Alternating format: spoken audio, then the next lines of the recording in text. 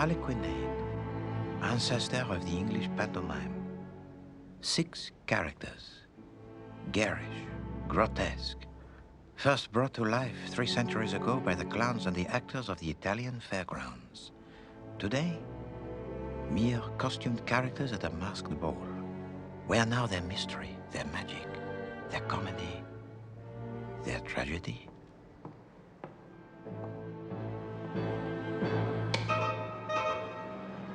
Ready for the party, Uncle? Oh, where's your mask? It's not midnight yet, you know, Eustace. Victory Ball? You'd think the Hun would remember 1918 as well as we do. Ah, well, as Coward says, what a pity the Hun prefers fighting to fun. What's this? Oh, Uncle Eustace, not more for your collection. Magnificent set, isn't it? Just over from Holland. Van Meer's holding it for me to the end of the month. I can guess why you're telling me. Your poor uncle doesn't get 6,000 a year from the Cronshaw estates. Eustace, please. You know I'm cleaned out after the figurine. This is a night for old triumphs, not for new quarrels. Cronshaw.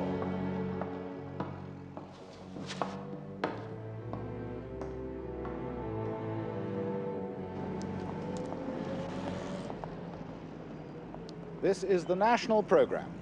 The time is 7 o'clock. And now we present a play by Desmond Havelock Ellis entitled Deadly Alibi. Starring Coco Courtney as Loretta Lambton. The late Coco Courtney, as usual. Where the hell is she? Cue them. Are you expecting Miss Lambton for dinner tonight, sir? Yes, she should be arriving in about half an hour. I believe that clock is gaining, sir. I'm quite aware of that, thank you. Will there be any other guests? No. Very good, sir.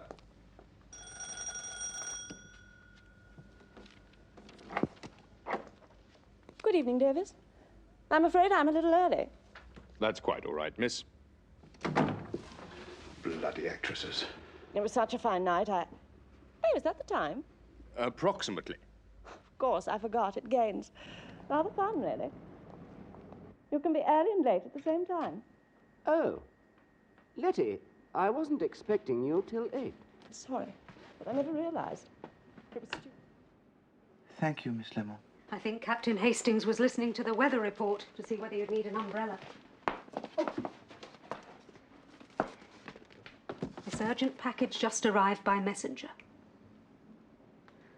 Can I go now? Yes, of course.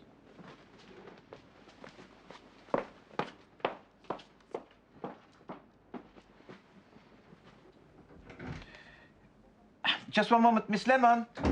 Ah, I was wondering where that had got to. Apparently we won't need an umbrella. Oh, you haven't forgotten, have you? The Victory Ball. You promised you'd try and make it. Ackley was really looking forward to it. Ackley is? He's with the BBC, but he's quite a decent chap. Drives an Alvis. Well, unfortunately, I have to rearrange my stamps in order of size. Please convey my apologies to Monsieur Ackley. He'll be very disappointed. He said that meeting you was the high spot of his career. Well, that seems reasonable.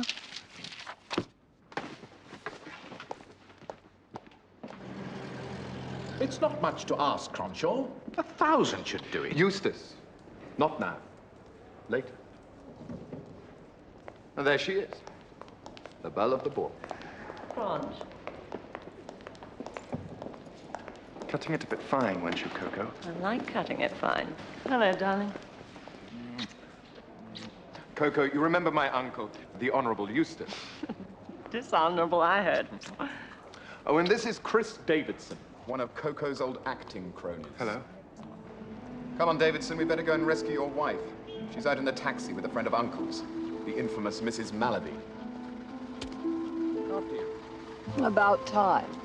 I was beginning to suspect Miss Courtney was having a clandestine affair with Henry Hall and his orchestra.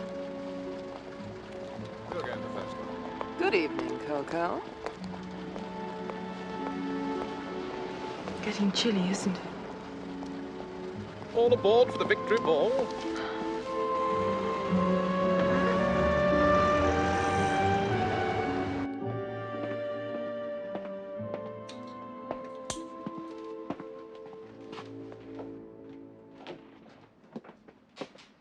They seek him here, they seek him there. Those Frenchies seek him everywhere.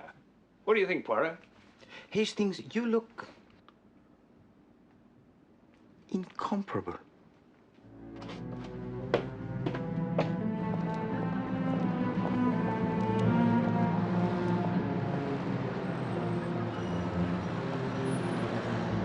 I still don't think they'll let you in. I thought I made it clear the victory ball is a costume do. Hercule Poirot does not wear costumes. Everybody does. The whole idea is to go with someone famous. Precisely. Oh, I see.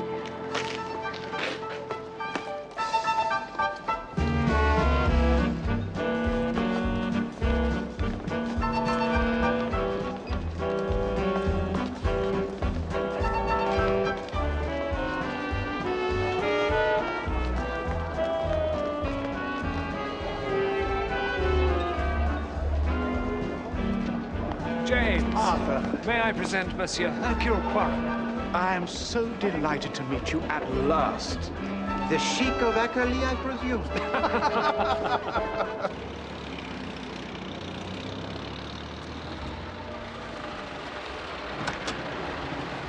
Well, here we are then. We eat supper first, don't we, Cronshaw? No, not till 9:30. Oh. Couldn't they run to a doorman in this place? We're so backward in England, Mrs. Malaby. We still have door handles. Oh, pardon me for living. Lost already. Did I hurt you, my dear? I half expected you to shatter like a vase. Come along, Coco. It's all right. You all right, darling? I was so afraid I wasn't going to make it here on time, thanks to the antics of Coco Courtney. Oh, speaking of which, isn't that her up there? Oh, with Lord Cronshaw's party, yes. She's talked about nothing but the costumes all through rehearsals. They're a reproduction of the old Italian comedy. The what? Ah, yes, the Commedia dell'arte. Harlequin, the magical sprite who can become invisible, and his lover Columbine. Punchinello and Pulcinella, the grotesques. And yes, the tragic Pierrot and Pirate. Enchanting. I thought Lord Cronshaw was a younger man. Pulcinello? Oh, no, that's his uncle, the Honourable Eustace Beltane. He was the one who bought those rare Meissen figurines there was all that publicity about. Apparently, they provided the inspiration for the outfits. No, that's Cronshaw in the Harlequin suit. Oh, yes, I read in the paper. He's worth an absolute fortune. And who is that lighting the cigarette of Mademoiselle Courtney? Oh, the Pierrot. Chris Davidson. Quite a versatile actor. And that's his wife talking to Cronshaw, I assume. The other lady is the notorious Mrs. Malaby. Ah, yes. The American widow in search of a new victim, yes? They say she stalks the aristocracy with a net and a group of beaters. Such a bore. They make a jolly crowd, though, don't they? Yes, indeed. And now, I think it is time for a little crème de banane.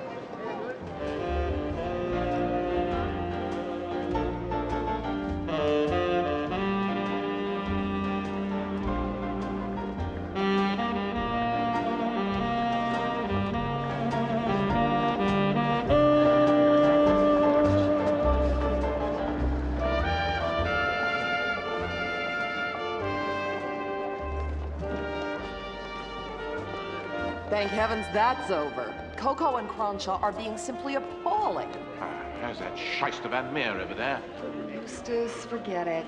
He held me for ransom on the figurines, and now he wants to do the same again with that china. It's the least of our worries this evening. I can get a corner the blighter and demand that he reduces the price. Eustace! I'm sorry. When Eustace wants something for his collection, he does rather. I want to put an end to this right now. For God's sake, shut up. Coco, where do you think you're going? I told you I've had enough. Chris, get me a taxi, would you? I've got a splitting headache. Coco. It's all been decided, Crunch. Chris is taking me home. The hell he is. You're staying right here. I am not prepared to have an argument about it. Look, why don't we all just sit down for a moment and cool off? Cool off? He's already as cold as an iceberg. With me as the Titanic. What the hell do you think you're laughing at? I'm sorry. Coco, people are looking. Come along. Crunchell, let's go back inside.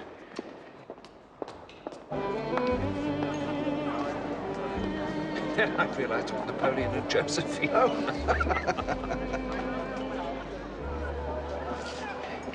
Mr. Iracle, do I understand that you produced a play on the radio this evening following the weather forecast? Yes. Tell me, is not Mademoiselle Courtney slightly older than is usual for the part of the ingénue? A little, perhaps. But then that's the joy of radio. The visual appearance is all in the mind. It's amazing what we get away with sometimes. Good night.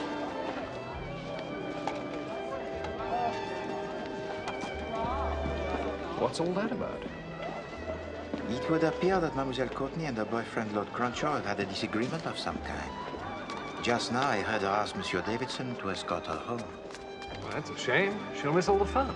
Well, I wondered how long it'd be before something like that happened. You are not surprised?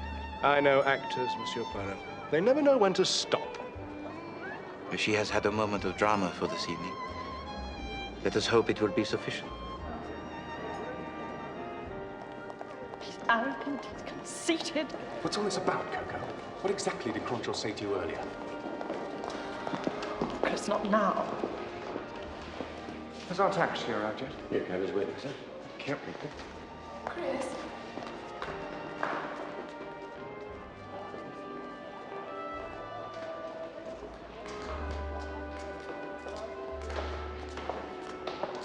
We need to have this out here and now.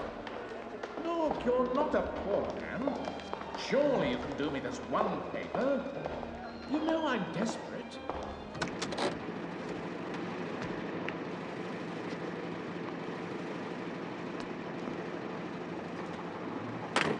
Thanks for everything, Chris. I think I can handle it from here. It's time Crunch realized I'm not one of his prized racehorses. Coco, are you sure you'll manage? I'm sure. I'd get back there if I were you. That wife of yours may look like a startled poodle, but she's no fool. I'll never make it back before midnight. And then you'd better go home and wait for her. Good night, Coco. Sleep tight. I always do.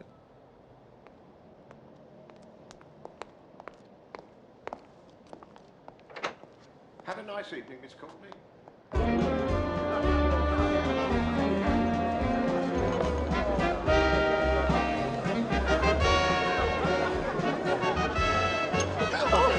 So sorry.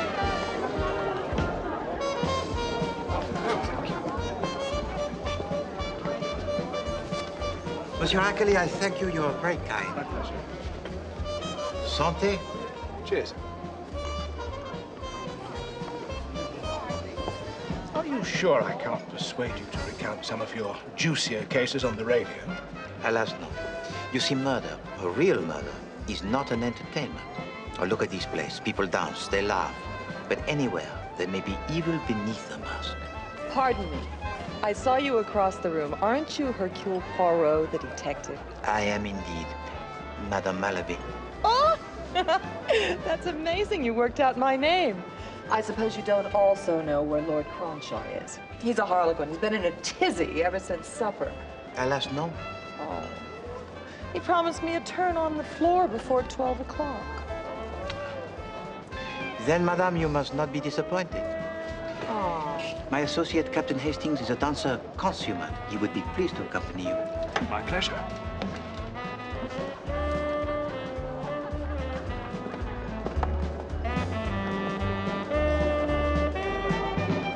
Ah, there he is. Yoo-hoo! Viscount Cronshaw!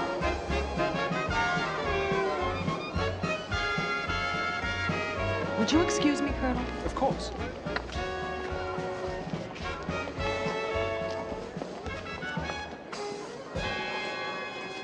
Been stood up, Arthur.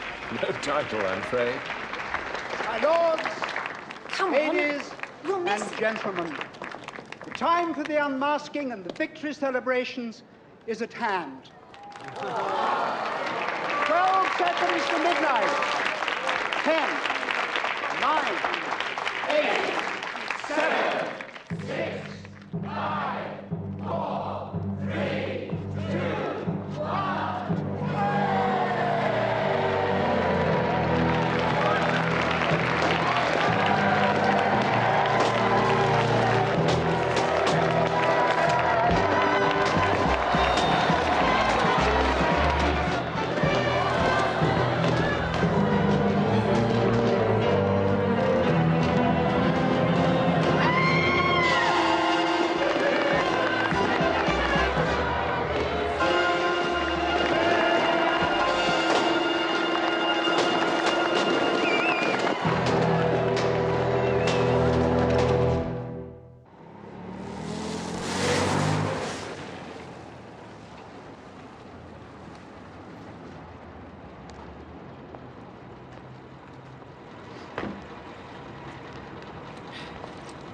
Thank you.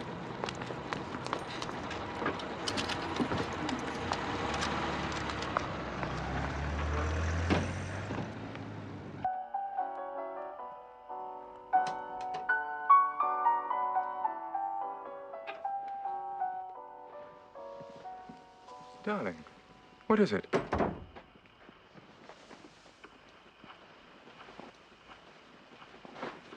What's happened? Lord Cronshaw's dead.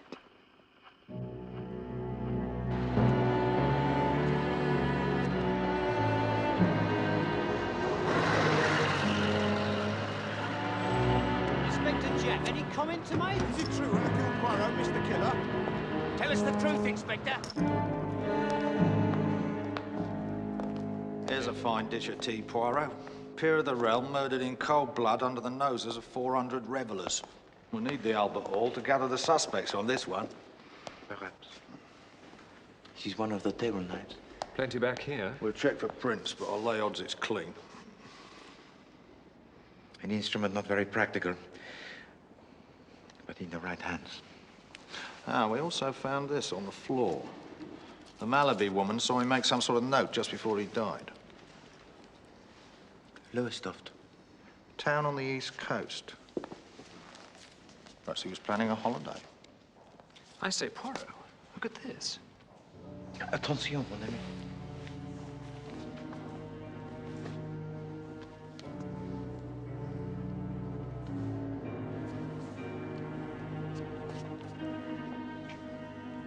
Monogrammed. C for Cronshaw. Very nice. Idiot! What is it? Such foolishness! Young people must realize that life is not to be gambled with like the roulette wheel. This is nothing less than poison. Cocaine. Would that account for his strange behavior after supper? It's not unusual for addicts to become moody and troublesome. He certainly seems to have put up a fight. Why do you say that, Hastings? Hadn't you noticed? His fist. It's still clenched.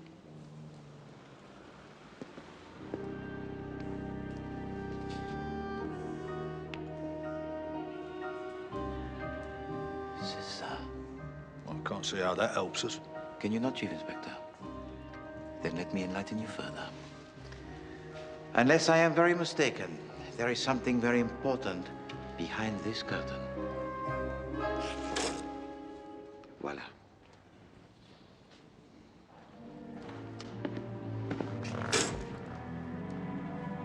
Well, it's just an empty recess. My point exactly. One more thing, Chief Inspector. If I were you, I should find Mademoiselle Coco Courtney. Why? Ask her if she and Lord Cronshaw had an argument.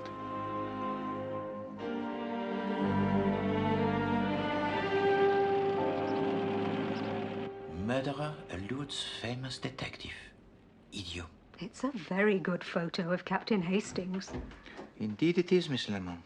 I'm sure no one will think less of you. Seen the paper, Poirot? Jolly good photo of me.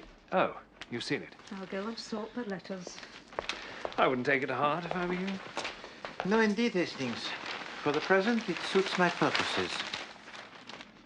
Ah, this is what interests me. The obituary? Listen to this. The Viscount Cronshaw was chairman of many charities, including the Widows of British Seamen and the League Against Drug Addiction. He has succeeded in his title and estates by his uncle, the Honorable Eustace Beltane. The League Against Drug Addiction? That's a bit hypocritical, isn't it? You miss my point, I think, Hastings. Mr. Poirot. Chief Inspector Jap.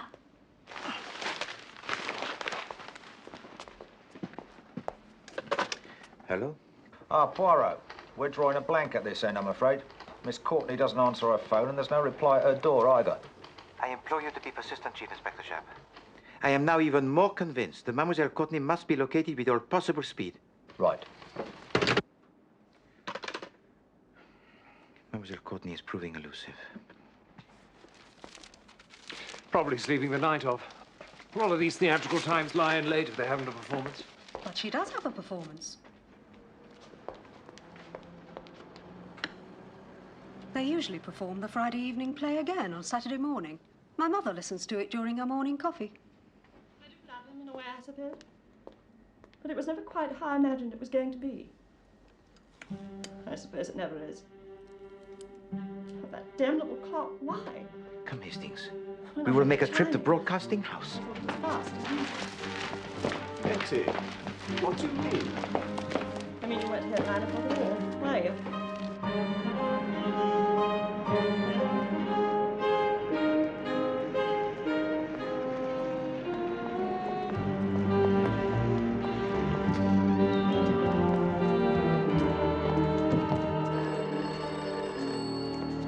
Hercules Poirot. I'm afraid the variety auditions are on Tuesdays. That is fortunate. I am here on a matter of murder, madame. You're the detective from the newspapers. Correct. Don't suppose you'll want to miss a second one.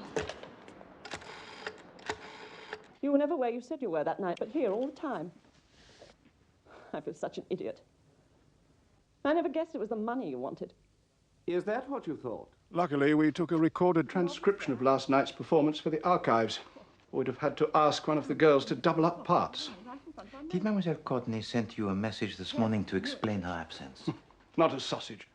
3 minutes to transmission, she still wasn't answering her phone, so I had no choice but to use the transcription and dismiss the other actors. Hastings, I'm very much afraid of what has happened. Would you please telephone the Chief Inspector Jap? Instruct him that he must enter the apartment of Mademoiselle Courtney by any means necessary. Well, of course. Hastings, please. This is a matter of life and death. Very clever, Letty. But I suppose you realize that I can't let you spill the booze. Is there anything I can do to help? Oh, my God. Philip, you can't.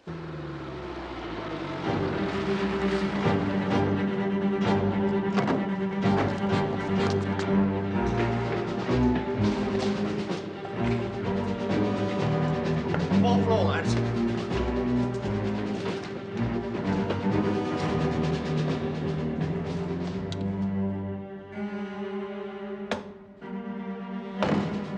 Right, the apartment above. Get down over the balcony. Fast! And don't break your necks! Nothing yet? You and Mademoiselle Courtney are old friends, huh? After a fashion. She likes having people she knows around her, playing minor roles. Coco and I go back a long way. She was playing the lead in Rep when I landed my first part. So you see a great deal of each other? Look here, Poirot. I'm a married man, remember? I'm sorry, Monsieur Davidson. Forgive me, but I was just trying to ascertain whether you could shed any light on the argument last evening between Mademoiselle Courtney and my Lord Cronshaw. Not really. There was a bad atmosphere all evening. It was as if something was brewing. We all noticed it. But they conversed normally at supper? Hardly a word.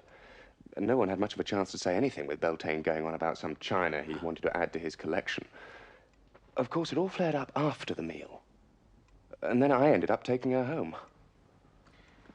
And when you were alone together, in the taxi?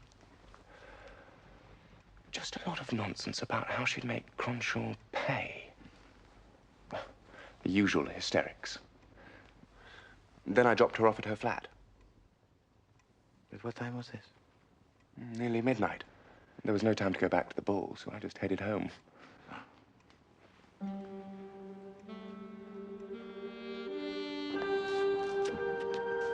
Right, lower away. Okay. Okay.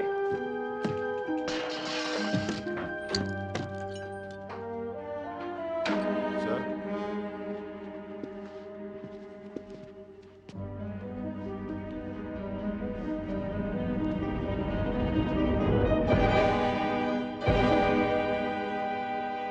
He made me feel young again, like a newborn calf. When I saw him, it was as if the whole world was fresh. We'll come down right away. Even the sky seemed bluer.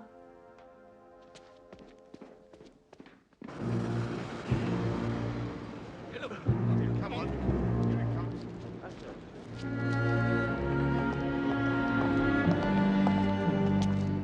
Let's see a face, Governor. Quick!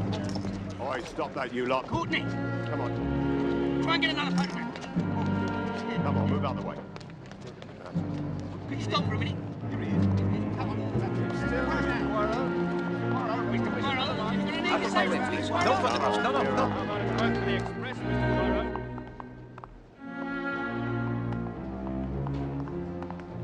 Chief Inspector? We found her in the bedroom. Overdose of cocaine.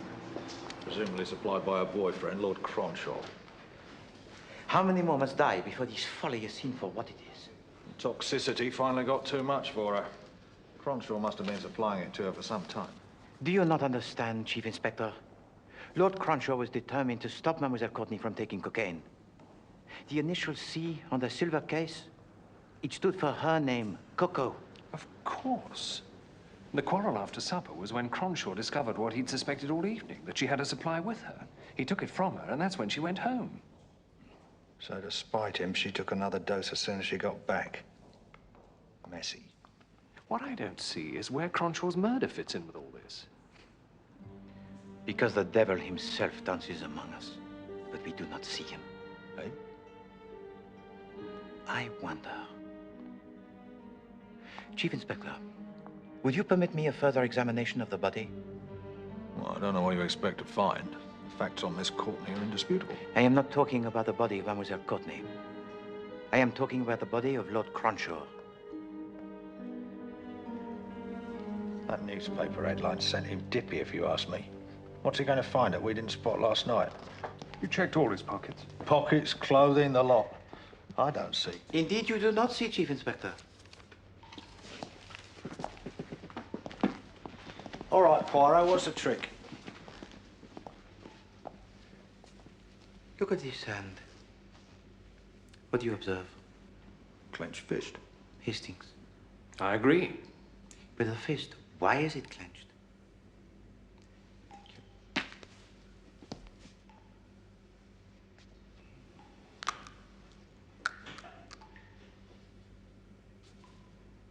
Could it be that it hides a secret?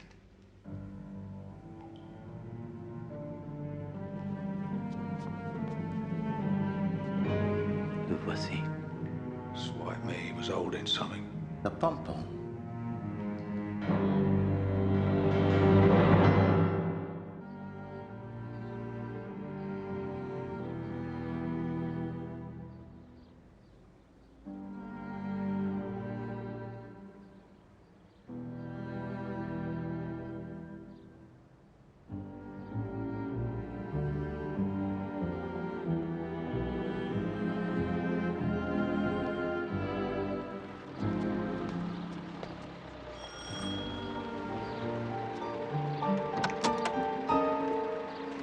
Mr. Poirot! Ah, Madame Malaby. Captain Hastings, we meet again. I wonder, could you... Of course. Oh, I couldn't decide on my autumn look. Anyway, Eustace can afford it. He's Viscount Cronshaw now.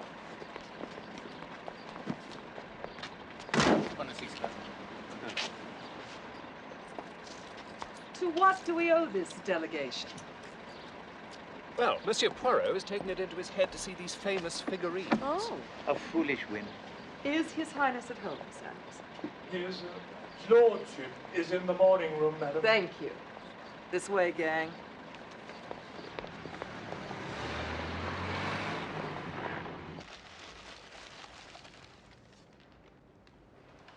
Samuelson, be a dear and take the boxes, will you? Hi, Eustace. Ooh, I see you're already enjoying your inheritance. It's beautiful. May as well salvage some consolation out of this awful business. Ah, Poirot. Hastings. Welcome. good afternoon, Viscount. I say, what a quaint little tea set. Hastings, this tea set is not only quaint as you call it, but priceless. And very rare, n'est-ce pas? Had no idea you were interested in China, Poirot. Mr. Poirot wants to see the figurines. The Meissen? Mais oui. We have all heard so much about them and of your success in bringing them to this country. I wonder if I could please make an examination? Feel free. Thank you.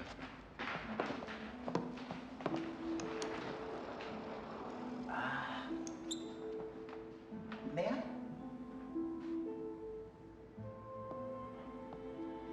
I can't imagine what he's looking for. Tricks of the trade, you know.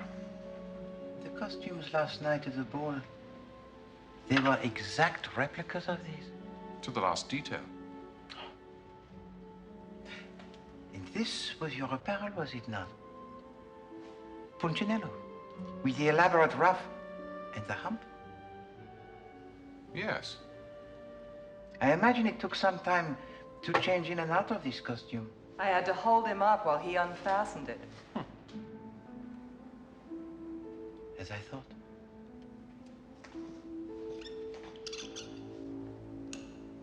Viscount, where were you after supper last night during the ball? Trying to beat down the dealer chappie for this lot. Finally managed to corner him. In the supper room. That's right. Again, I thank you. Oh, cheerio.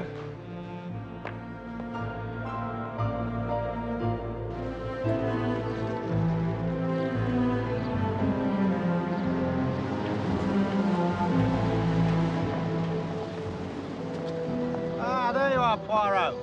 I've been looking for you. Chief Inspector Japp? I've been doing some thinking, and to my mind, that missing pom-pom could only have come from one person. I concur absolutely, Chief Inspector. Excuse me.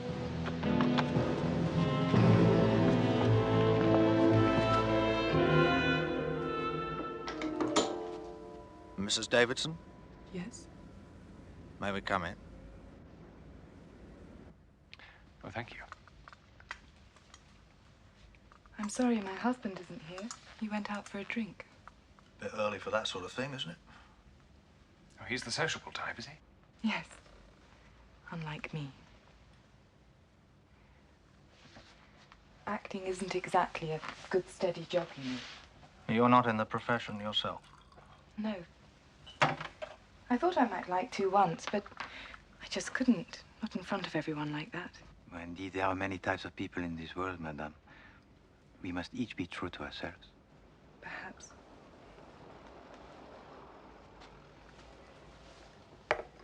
What exactly did you want? Monsieur Poirot here has some notion of staging a reconstruction of the evening. Well, that is so. Oh? Oh, it is just merely a question of detail to be checked. The precise nature of the costumes that were made for you for last night's ball. You understand? I think so. We'd like to have a look at them for a moment, if we may. Do you still have them? I'm afraid not. My husband sent them to be cleaned. Yes, of course. Quel dommage. Well, I'm very sorry to have disturbed you, Madame Davidson. We will just finish our tea.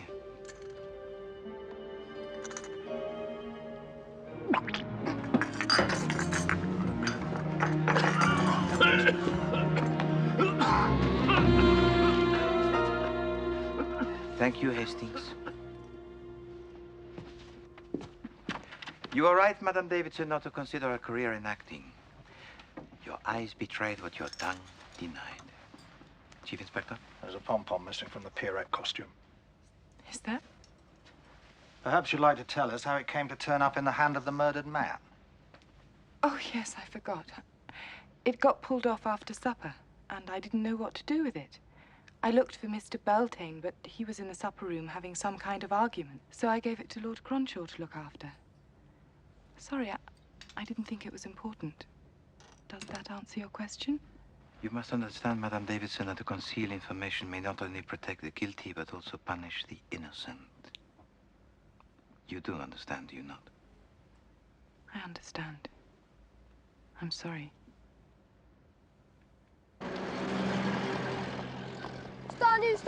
Her story seemed completely plausible. Except in one respect. What's that? It is a foolish lie. The threads on the pom-pom that we discovered in the hand of Lord Cronshaw, they were torn, whereas those on the costume of Madame Davidson were cut. You mean she cut it off herself? No, Hastings. She did not even notice that the pom-pom was missing until we pointed it out. That is why she made up that story that was ridiculous. Hers was cut by the murderer. Why? To replace the one that Lord Cronshaw had torn from the costume of his killer. Well, if it wasn't her, and her husband wasn't even there when Cronshaw was murdered... Have either of you considered the possibility of a duplicate costume? Another Poirot.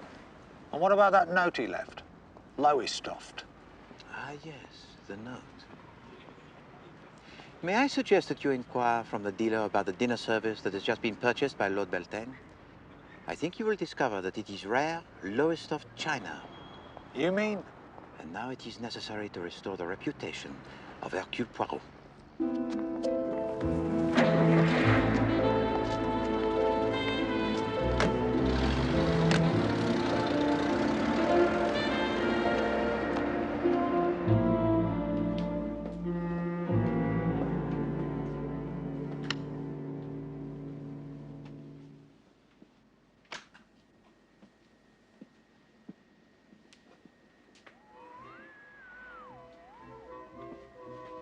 This is the national program.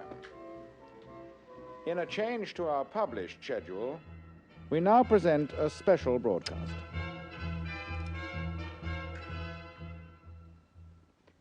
Good evening, everybody. This is Ηρακλή Πουαρό. I have been asked many times to recount my cases for the radio, but I have always refused. However, tonight, I have decided to present for you a reconstruction of the affair at the Victory Ball. And that is why I have with me tonight in the studio the principal members of the party whose lives were altered by that most tragic event. I thank you all very, very much indeed for accepting my invitation.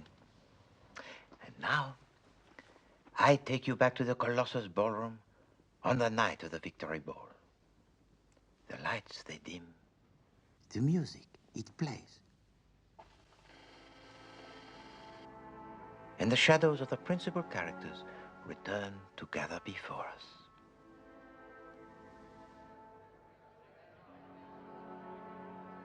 Listen. You can almost hear them. Harlequin am I, in diamond panes of coloured hue. And I, his Columbine. Together we have special care for lovers true. Punchinello also here appears, bombast and buffoon to no avail. Seeking heart of Pulcinella, ever shall he fail. Pierrot's tragic fate is saddest, see his painted tear. Sighing for his own Pierrette, star-crossed lovers. So completes our masqueraders gathered once more here. And so our little evocation is complete. Our ensemble is before us. And this, ladies and gentlemen, I have been told is the wonder of radio, because what we see is in the eye of our mind. What is in the eye of your mind, Madame Malaby? Why, the 6 characters we heard, of course. Viscount? Oh, just the same. The 6 characters as portrayed by my figurines. But... You agree, Madame Davidson? Of course we agree, Mr. Poirot. Bon. But now let us see the reality before us. Messieurs, dames, the players. I present to you Pierrette, Poirot, Pulcinella, Pulcinello, and Columbine. There's one missing. That's right. Where's Harlequin? Have you forgotten, Viscount, that Harlequin can become invisible?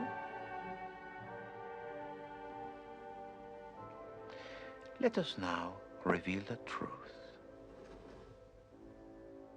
Are you ready to tell us the truth, Madame Davidson, or shall I?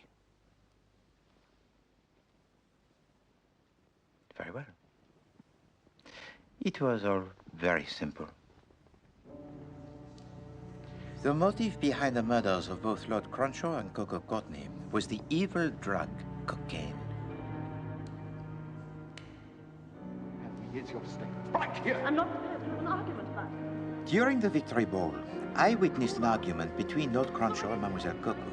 They were known to be lovers, but Cronshaw had discovered Coco's secret addiction. What the hell do you think you're laughing at? The young Lord Cronshaw was a man of high principle. He seized his lover's cocaine and threatened to expose the supplier, who was destroying her life along with many others. But Coco was now hopelessly addicted.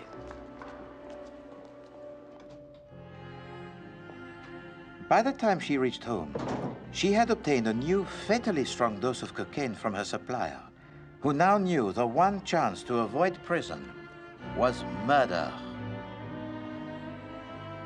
But what of our Harlequin? When I examined the body of Lord Cronshaw, I failed to discover the pom-pom. Why? Because the fist was clenched tight with a rigor mortis. Lord Cronshaw was not killed at 12 o'clock. He was killed earlier in the evening and the body hidden in a recess until later. But that can't be. I saw him myself a few moments before midnight. No, Madame Malaby. The Harlequin that you saw, that very same Harlequin, is here with us in this room.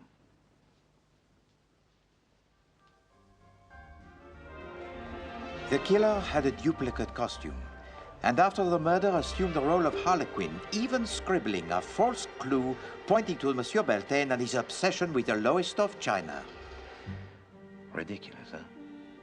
Since the elaborate costume of Monsieur Beltane cannot be changed without assistance? No. The murder took place soon after supper, when the killer contrived a moment alone with Lord Cronshaw. It is Cronshaw who knows the truth about the dealing in cocaine. To avoid being exposed and to preserve the evil trade in drugs, the murderer stabs Lord Cronshaw to death. At the time, the killer is unaware that the last act of Lord Cronshaw is to pull the pom-pom from the costume. Then the body is hidden in the alcove, and the plan, it can be completed. At last, having alerted Madame Malaby just before midnight, the final task was to drag the body from its hiding place so it would appear that the murder had only just been committed. 12 seconds to midnight. 10, 9, 8, 7, 6, 5, 4, 3, 2, 1.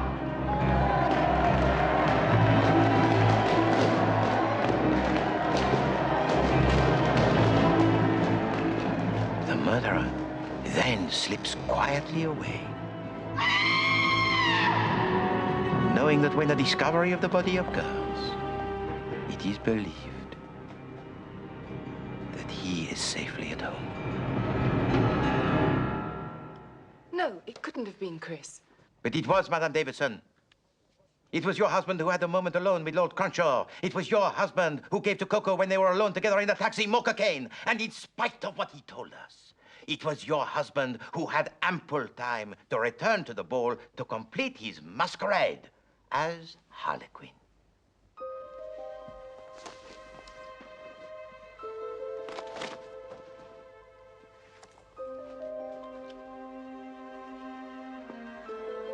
And still, you protect him, even though you later discovered that he was implicating you, his own wife, in the crime, by replacing the pom-pom that was torn from his costume with the one he cut from your own.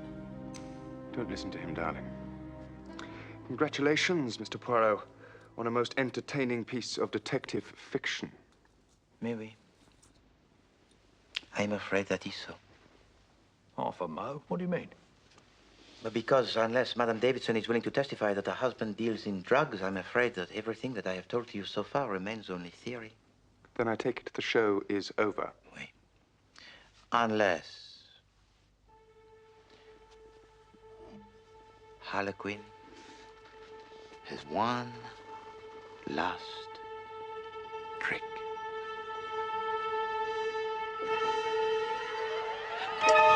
Madame Malaby, with which hand did you see Harlequin writing?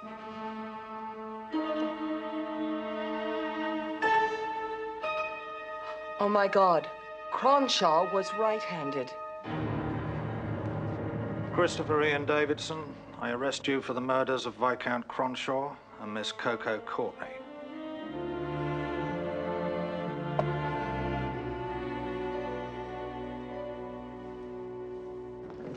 If he had not gone too far and tried to confuse by writing a clue that pointed to Beltane, he would be walking away with us now. But as you say, Monsieur Iracle, actors, they never know when to stop. However, I thank you very much indeed for your cooperation. I'm honored that you took up my invitation. I'm sure it was a most enlightening experience for our listeners. Thank you. Mr. Ackerley, they've been trying to find you. The switchboard's been flooded with callers, complaining about the dreadful accent, lowering the standard of spoken English, all that sort of thing. Oh. Sir John Reith is waiting to see you in his office. So sorry. Don't take it too hard, Poirot. Indeed, no. I am not at all surprised.